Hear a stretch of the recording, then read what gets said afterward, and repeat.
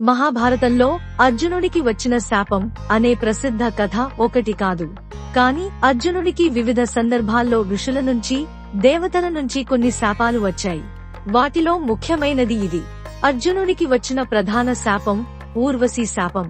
అర్జునుడు స్వర్గలోకానికి వెళ్ళినప్పుడు అప్సర ఊర్వశి అతనిపై మోహం పడుతుంది. అర్జునుడు ఆమెను ఇలా అంటాడు: నీవు నా తల్లిలాంటి వదినవు, గురు పత్నిలాంటివారు. నేను నిన్ను ఆ దృష్టితో చూడలేను.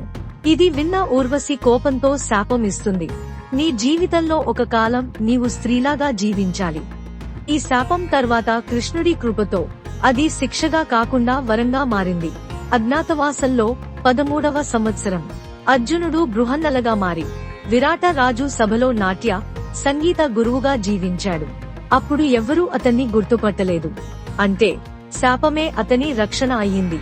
సారాంశం: కొన్నిసార్లు మన జీవితంలో వచ్చిన కష్టాలే తర్వాత మనకు రక్షణగా మారుతాయి.